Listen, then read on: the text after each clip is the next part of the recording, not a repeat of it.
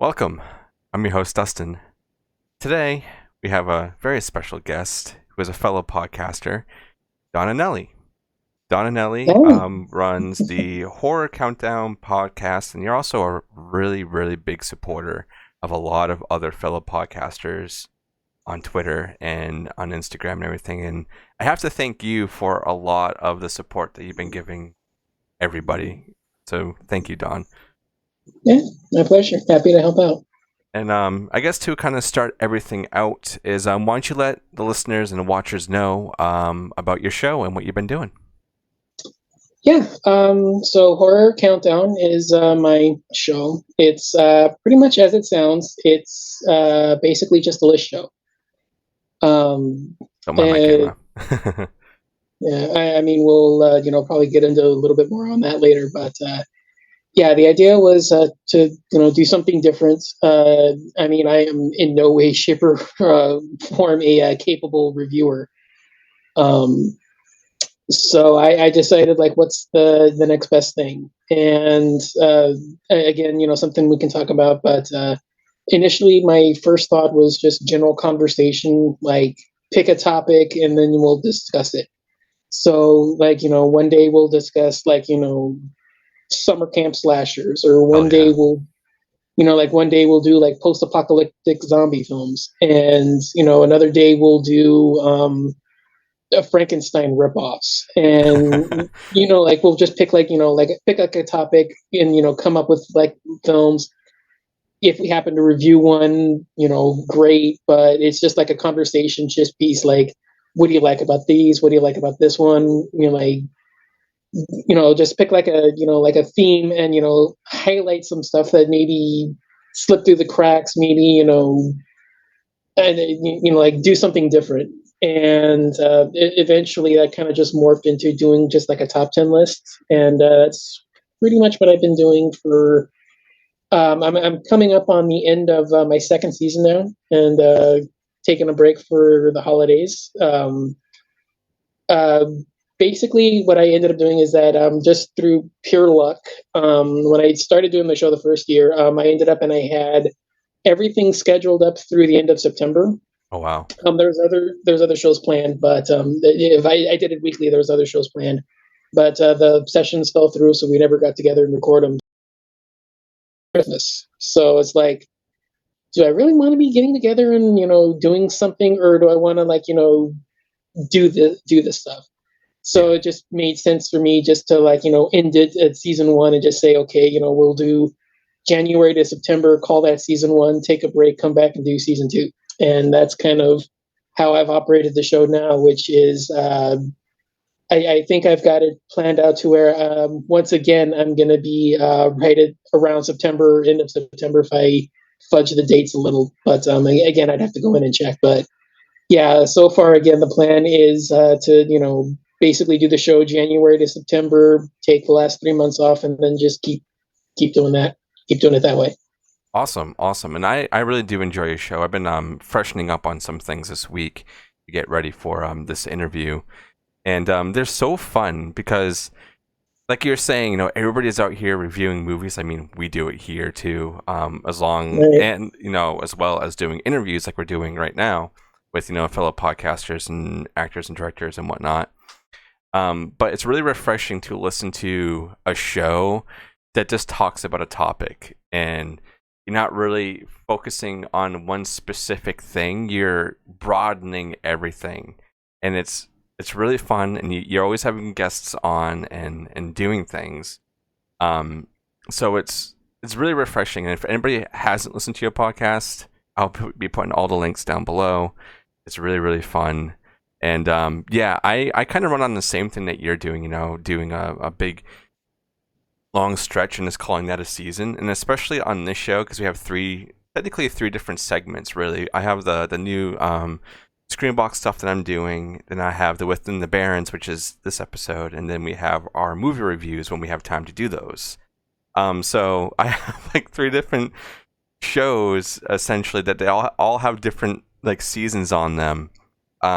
But yeah, I run from like beginning of the year to ending of the year. That's a season. people who like break it up with like 3 or 4 months and then call that a season, I think that's ridiculous in my opinion. Like that's just too much work of having to like, do all the math and be like, okay, so this is this and this, it's really, really crazy. So it's not like I would have had like, it's not like I just called it. It's just, like the sessions just fell through and, we couldn't get together. So it was just like decided to cancel it. And when all the cancellations were done, it just left me with, end of September. So it was like, Yeah. It just made sense to, at that point, it's like, I don't want to do anything during Halloween. I mean, that's me time, like Oh that's kind of yeah. Christmas. So it's like, I don't want to be pulling people away to do that because I wouldn't want to do that. I mean, I could have done November, I could have done December, but it was just at the point where it's the end of the year. Who cares? I've got enough content, Yeah. it made sense at the time, and it's just kind of something that I've been doing now. And again, it's one of those where I think just by the stroke of luck and all the recordings I've had, it's just kind of lined up. I mean, again, I'd have to look into it, but I think once again, it pans out to where it ends on September. So yeah, like I said, when I just did it, it was a stroke of luck, but now it's just kind of going to be something I'm going to probably try to go, do go forward. Awesome. I'm looking forward to everything that's coming out this year. So where I want to go to now is, where did the love of horror and the genre start with you? Was it when you were younger? Did you fall in love with it when you got older? Like, how did it all kind of come about? A little of both. And, I'll try to make a long story short because this is a very long, rambling story about how I got into the genre. So initially, my first love was 50s creature features. Oh, okay, cool. Yeah, that I got that from my dad. That's a long story, but I, I I did the school project, and he was talking about like what he did during his youth, and he grew up in the drive-in era, so Oh, he was awesome. a big fan of all that kind of stuff. And I searched it out because I thought, well, if he likes it, I might as well like it too. So one of those kinds of things. Yep. And I ended up, and I really got into those. And so, Godzilla, Kong, them, Harryhausen, all Hell that kind yeah. of stuff. Just to like, put like names to it instead of just saying like, 50s, whatever, but just that, give you an idea. And when I got a little bit older, I started spending more time with my grandparents. The way it was set up was, it was actually kind of, it was just like, again, a weird stroke of luck where my grandparents lived 5 minutes walking distance from my middle school and 10 minutes walking distance from my high school. Oh, wow. So yeah, we were, it was a weird, like I said, just like weird stroke of luck, whereas like, they were like right there. And so I think it was my fourth or fifth grade year, like my mom got new working hours at her job. So she wasn't there to pick me up after school. So I'd have to, stay with others until she picked us up. And then when we got to middle school, my mom was, my grandmother was right there. So I was able to just like, walk over to her house and stay there for a couple of hours. And she found out I was a big movie fan because, I, was, talking about all the stuff that I'd seen. Yeah. And she's, when we were staying together while we were doing homework, she put a movie on for us. And she was a huge Hitchcock fan. Oh, that's So awesome. That's yeah, awesome. I got into him a lot. And with my grandfather, he was a huge Western and war movie fan. So yeah, I was exposed really heavily to a lot of Hitchcock and John Wayne, Henry Ford, like all that kind of stuff. And that was what I was into growing up. So I think it was kind of like, the Hitchcock thing kind of got me like a little bit more interested in like that particular stuff because that was, I watched that more than the other stuff. But I mean, I watched all of that growing up. So it was kind of, it led me to want to go further, and it took me a while to get there. Just again, like I said, trying to cut a long story short, but if my last name didn't give it away, my family is very, very, very Italian, and You don't say. yeah, so my family is very heavily Italian, and we grew up with a lot of Roman Catholicism in our lives. Okay. We weren't like pressured to go into church, but it was just like a prominent part of our lives. And so horror and like torture and all that kind of stuff, and like the very evil like aspect of humanity was imposed on us very heavily, and we were kind of like steered away from it.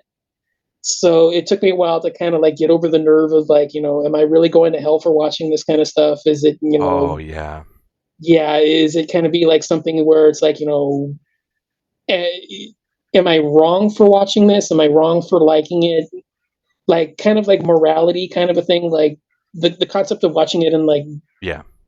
like I don't know because it's a long time. Wow, that's So really crazy. it took me a while to get over that, but eventually I ended up and I finally just decided, okay, enough. Let's dive in. Initially, I started with I want to say the first film that I specifically set out to watch and knowing it was a horror film was Texas Chainsaw Massacre. Oh wow, that's a good one to start off with. Yeah. Um, well, I should mention by this point I had seen Jaws, I'd seen Predator, I'd seen Aliens, Oh I'd nice. seen I'd seen Deep Rising.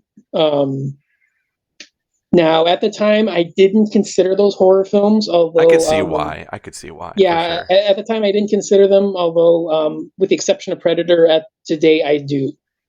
So I do now. I've gone back and I've obviously revisited them enough times, and I've kind of I placed them in there, but Yeah. at the time I didn't. But it was just the fact that I had seen like kind of like the graphic gory stuff.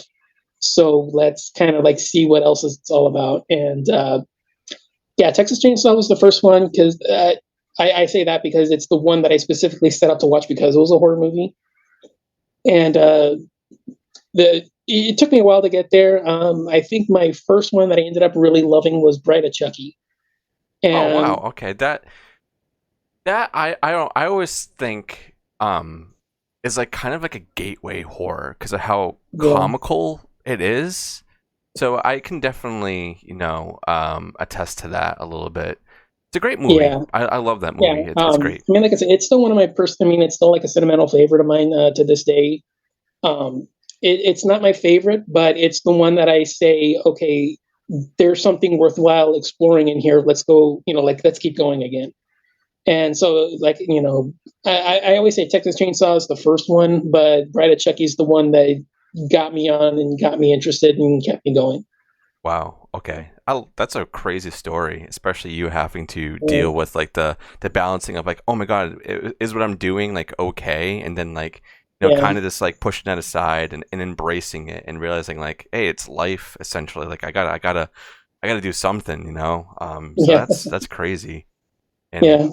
growing up and watching Hitchcock, that's great. Oh my god. I don't. No one in my family never really like was drawn to horror. Like we'd watch movies out now and then, and I don't think they've ever watched a Hitchcock. It took me a long time to get myself to go and watch those ones because like, oh, those are like black and white. Those are old. Blah blah blah. I don't want to do that.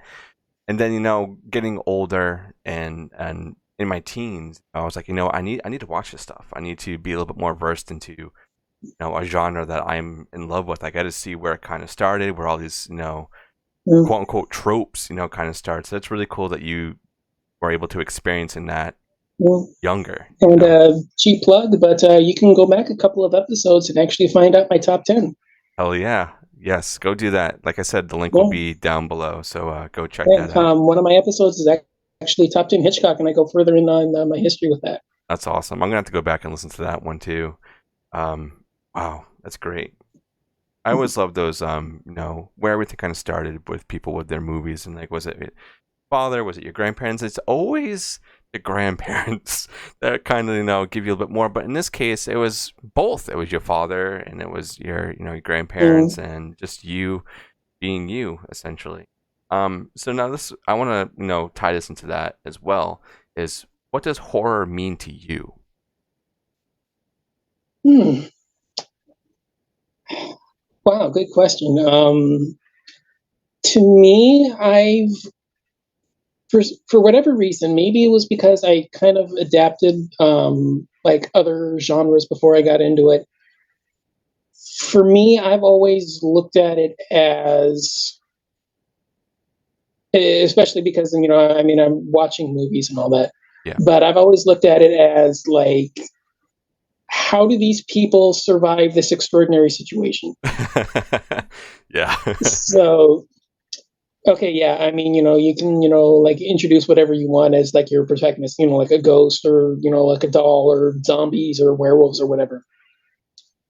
But I always enjoy it when you set these people up so you get like a sense of, okay, these people are just going about their everyday lives. Like there's nothing really, like there's nothing going on. It's just like, we're just getting a peek into their lives. Yeah. And then something happens, and then now they've got something to deal with. And the idea of how do they overcome something that's, we get an idea of like what this is capable of. So like, maybe the cold open will give us an idea of something, or like, maybe like a first death or two will give us like an idea of, okay, there's something terrible and horrific and, vicious and malevolent going on. And now how do these people deal with it? And, whether, again, this is weird because I've never really thought about it this way, but it's like, for me, I'm always watching and seeing like, how do they deal with it? Like, okay, you and I can sit here and we can quote like, zombie films, and we can say like, okay, how are we gonna, Yeah. deal with this? Do we Night of the Living Dead this? Do we Dawn of the Dead this? Do we, World War Z this? I mean, like we can go back and forth and Endless figure out like how we can, possibilities. yeah, I mean, like, okay, like what different tactic can we do?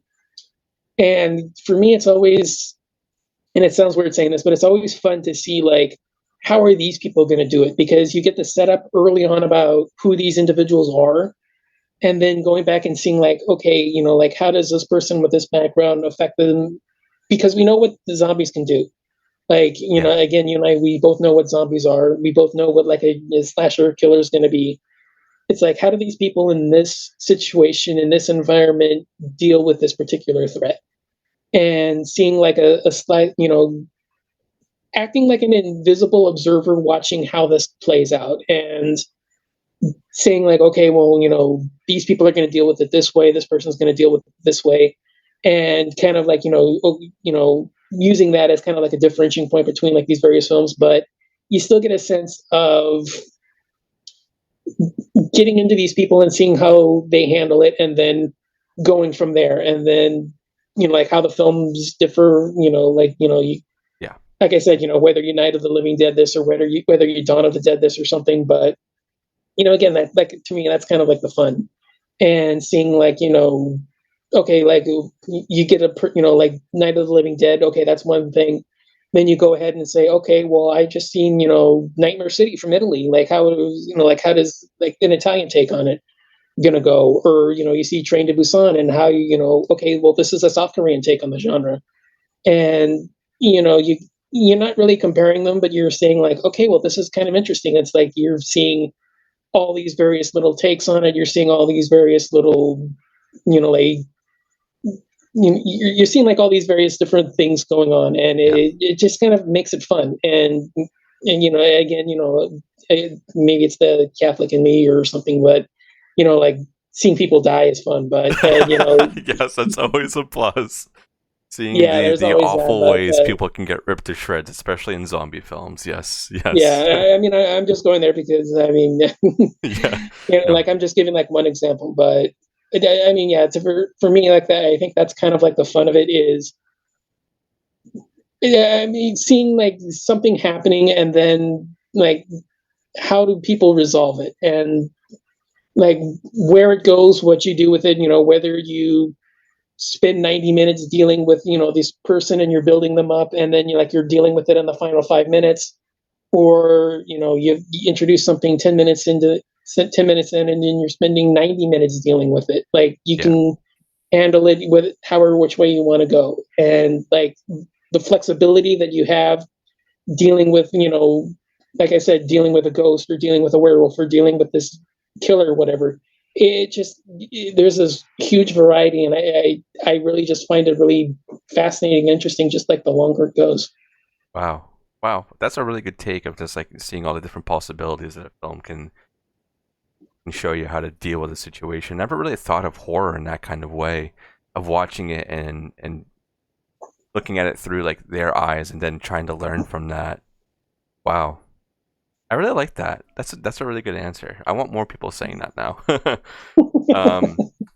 So I know that you do a lot of episodes bring, guests. Do you have a dream guest that you would love to have on your show to talk about the countdown? I think mostly just because, I've just started out. Like I said, I'm only on season 2. So mostly it's just been, friends or like other shows that, I've come into contact with because of, like my standing in the community and stuff like that. Like that's really been like the focal point of where my guests have come from. And yeah, I don't really know like where I would go if I were to like get like a big name guest. Sure. I don't really know like the biggest name guest that I've ever had on the show was trying to think back because there was one guest I had in season 1. I'm trying to think back. So what happens when you have so many people on your show? I get Yeah. that. I get that a lot. Yeah, there was a guest I had in season 1, and it was like, wow, I didn't, like I can't believe I got to talk to you and like do a show. But yeah, it was an indie filmmaker, and I was like, wow, you actually really wanted to do this, and it's like, okay, great, I'll have you on, and we'll do this. But Hell yeah. yeah, I I would be open to anything, I guess. But yeah, in terms of like a specific person or like a specific show or something, I can't really say that for sure just because so far my sphere has just basically been, friends or, others that I've met along the way. So yeah, I'm down to talk with anybody if they want to, come on and, have a list or something, yeah, I've got a bunch of topics already because, again, I've got like, 50, 60 episodes already. Yeah, that's So yeah, crazy. Congrats, man. there's Congrats. like I said, Seriously. there's been like I said, there's been a lot to go through. Yeah. And So yeah, that's the thing with like what you're doing is that there's always something to talk about when you're doing topics, when you're not trying to dissect the film. Like there's so many things you can pick apart and do, and you've covered a lot, and I'm really excited to see what else you're going to be doing. Out of all of the episodes that you have done, and out of all of the topics that you have done so far, is there one that stands out the most to you, like that you would claim, like this is my favorite episode that I've done to date? there's one. He came on and we wanted to do our top 10 witches. Okay, So that's instead always a of fun doing, topic. yeah, so I had my list ready, and she pops up like 10 minutes before we're supposed to get together, and she says, okay, so I had a hard time with my list, so I'm going to do something interesting. I hope you like it. And that was the message. Like I'm literally quoting the message right now. It's like, That's I had awesome. a hard time with, yeah, I had a hard time with my list. I'm going to do something. I hope you like it. And so we get together. So I was like, okay, well, I guess that's fine. So we get together, and she said, okay, I'm kind of nervous about this. I hope you like it. But I prepared something, if you don't want it, you can delete it, but I'm going to say it anyway. On the history of witches and genre cinema. Oh, okay. And she goes into, like the history of persecution. She ties it into like the persecution that they went through, the burnings, the hangings, ties it into like the medieval France and, Europe and Wow. Wow. Really everything that going goes on into it. there. And then she goes in through and she like starts recounting like the history of everything. And I'm sitting there and I'm like, Okay. And I'm trying to like think of something, and so finally, she goes all in and she starts like, she gets to the point where she's talking about the movies, and I'm like, okay, wow. And I'm sitting there and I'm legitimately mind blown, and it's like I almost forget to like, oh crap, my turn to talk now. Yeah. Oh wow. And yeah, she went in and she did like this huge old spiel, and she did like all this research, and she tied the movies together, she tied everything together with real life, and like, okay, well, this like this, like specific style of films, like you see like how they were correlated to like what went on in France, and you hear like these films here, and they're talking about like, like the Salem witch trials and all of that, and then like she goes around the world and talks about like, okay, well, this is like, what it's like in Europe, and this is what it's like in, like Eastern Asia, and all those Wow. various countries, and like he's like tying the history together. And I'm sitting there, and I think it took me like a few seconds to realize, oh crap, my turn to talk. Oh man. And so I'm like I'm kind of like completely taken aback, and yeah, like that, doing it like that's still one of like the biggest, like the fondest memories I've ever had recording, was sitting there listening to that, because she didn't say anything. Like she just said, "I'm going to try something. I hope you like it." That's And awesome. like that was like the only context she gave me. So yeah, yeah, that's from season one. It's like the top 10 witches or witchcraft. I forget what the topic is, but I mean, you'll find it. So, Yeah. Everybody go but listen to that one. that Seriously. particular episode, because it's like this 10-minute long spiel, or I mean, it probably went longer. I don't know, but I mean, it was like this huge thing, and it was like this like well prepared documentary, and like it was really fun and interesting to hear, just like tying everything together, and it's like, okay, Yeah. I like this because I, think this is interesting. And, like she went in and she did like this whole spiel and all that. So Wow. yeah, it was pretty fun to sit there and listen to that. That's crazy. I wish I had that much time to dive into Yeah. a bunch of other things. Yeah. I mean, we were to get, I had given her like maybe like a month warning, just to, because like my schedule A with month. everything. Wow. Yeah. So yeah, I mean, that was kind of like the thing, was like, okay, well, I want to do this. I want to, because I was scheduling everything. And it turned out that it was like about a month in between, like when we confirmed it and when we got together. So I think that was kind of the Wow. reason why. That's awesome. Wow. Do your research, everybody. That's what it boils down to. Do your research. So I guess on closing, we're gonna wrap it up over here. Keep this really nice and short. What is your favorite horror film?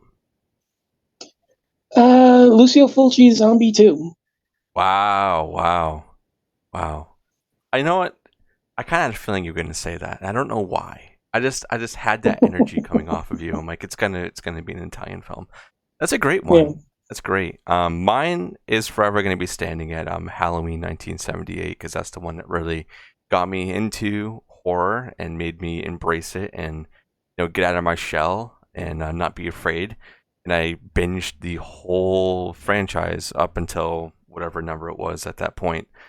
Um, wow, that's awesome. And Don, this has been a blast talking to you. And I know this is a very short episode, but I've been trying to cut down on the time of our episodes, because sometimes they can go to like an hour and a half, and I'm like, that's kind of crazy. So I like these kind of bite-sized episodes, trying to do these dives into other podcasters, especially of getting people to learn about your show, learn about you a little bit, give you guys a little bit of exposure and whatnot.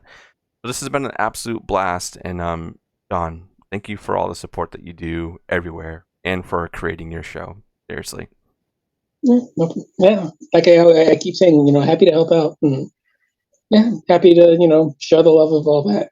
Yeah, this is awesome. And make sure everybody goes down and click that link. Go listen to the Horror Countdown podcast with Don Anelli. He does an amazing job over there. I love the countdowns. If you need something that's a little bit more refreshing and not just listening to people dissect films, seriously, the podcast you want to be adding to your list. And thank you guys for being here and listening to Don's stories, and letting him kind of go throughout his life and explaining why he loves horror, and being here and learning about it, and go support his show. This has been amazing.